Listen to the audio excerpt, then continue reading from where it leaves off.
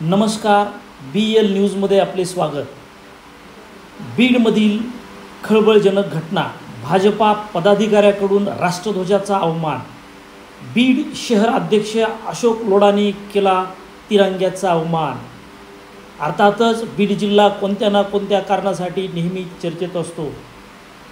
याच धर्तीवर स्वातंत्र्याच्या पूर्वसंध्येला काल दिनांक 14 ऑगस्ट 2025 रोजी भाजपा बीड शहराध्यक्ष अशोक लोढा व हर घर तिरंगा अभियान संयोजक शांतीनाथ डोरले यांनी बीड शहरात तिरंगा रॅलीचे आयोजन केले होते।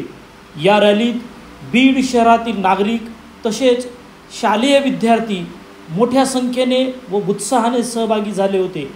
या तिरंगा रॅलीमध्ये रॅलीचे संयोजक अशोक लोढा यांच्याकडून तिरंग्याचा अवमान होईल असे कृत्य झाले असल्याची चर्चा एका व्हायरल झालेल्या क्लिपमुळे होत आहे। अशोक लोढा यांच्याकडून राष्ट्रध्वज अर्थात भारताचा स्वाभिमान तिरंगा पायदळी तुडवला जात असल्याचे दिसत आहे। यावरून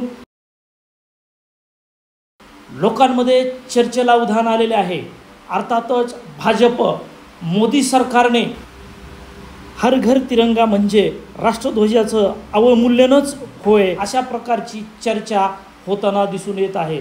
शेवटी यावर भाजप पक्ष आणि त्यांची श्रेष्ठी काय निर्णय घेईल हे भविष्यात कळेल, परंतु राष्ट्राचा अवमान, राष्ट्रध्वजाचा अवमान ही गंभीर बाब आहे आणि म्हणून सर्वच नागरिकांनी, देशाच्या लोकांनी राष्ट्राचे आणि राष्ट्रध्वजाचे पावित्र्य जपले पाहिजे।